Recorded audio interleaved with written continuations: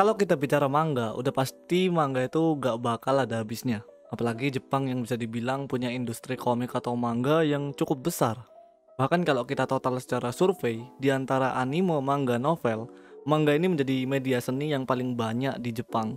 Karena memang asal muasal kultur Jepang ini berdiri juga karena manga gitu. Jadi nggak bisa dipungkiri.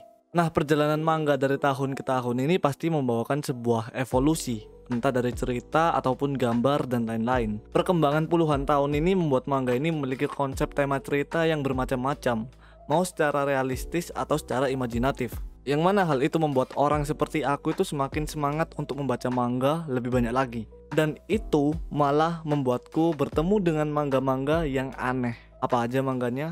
Aku bakal sebutin.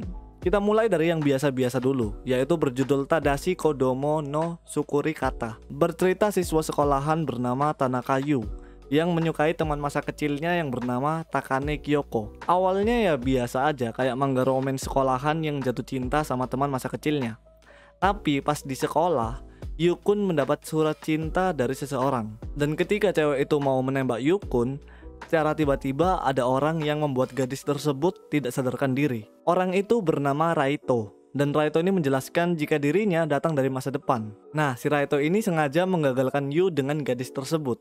Karena di masa depan Yukun ini menikahi wanita tersebut dan membuat sebuah pandemik virus sehingga banyak orang meninggal. Dikarenakan Yu ini memiliki gen yang bermutasi menjadi virus yang diturunkan ke keturunannya. Cara supaya masa depan ini bisa berubah, Yukun ini harus menikah dengan Takane Kyoko, yaitu teman masa kecilnya. Dengan begitu masa depan akan selamat. Ini tuh manga konyol sebenarnya, cuman masih merasa aneh aja gitu. Masa pandemic virus gara-gara salah jodoh juga gitu kan? Aku nggak tahu kenapa harus Takane Kyoko gitu, yang harus menjadi pasangannya si Yukun. Mungkin Kyoko ini punya gennya hand sanitizer gitu, aku juga nggak tahu. Soalnya aku nggak lanjutin baca juga. Tapi kayaknya si author ini pengen ngebuat inovasi baru dengan konsep percintaan di kala pandemik. Jadi ya cakep gitu ya kan. Intinya buat aku tapi masih agak aneh aja sih. Oke, sekarang kita ke judul yang kedua, berjudul Goodbye Isekai Tensei. Ini manga sebenarnya unik banget gitu, karena autornya bisa menekan sisi hal yang berbeda. Jadi manga ini bercerita tentang MC bernama Yuya, yang mana saat malam hari ia kedatangan seorang putri kerajaan dari dunia lain. Si putri ini bilang kalau Yuya ini adalah pahlawan yang akan menyelamatkan dunianya. Maka dari itu si Yuya ini harus datang ke dunianya si putri ini dengan cara reinkarnasi. Reinkarnasi berarti Yuya harus mati dulu. Nah, suatu hari Yuya ini pernah hampir tertabrak sebuah truk. Tetapi tiba-tiba ada seekor goblin yang menyelamatkan Yuya dari tabrakan tersebut, yang akhirnya membuat goblin itu mati. Yang ternyata semua itu dilakukan oleh si putri iblis, yaitu musuhnya si putri kerajaan ini. Sejak saat itu, sang putri ini kerjaannya selalu mencoba untuk membunuh si Yuya supaya bisa reinkarnasi.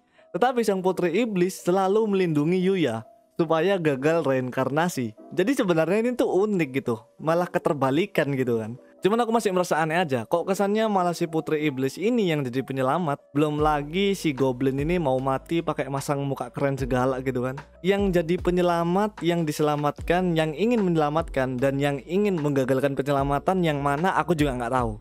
Tapi aku akui konsep yang dikasih sama autornya ini masih terbilang unik lah kalau aku bilang. Oke, lanjut ke judul yang ketiga, berjudul Adamasu no Majotachi. Bercerita tentang seorang anak remaja bernama Sato Yukinari, yang saat itu dia sedang melakukan masturbasi. Tapi dia ini merasakan hal aneh dan kesakitan saat melakukannya.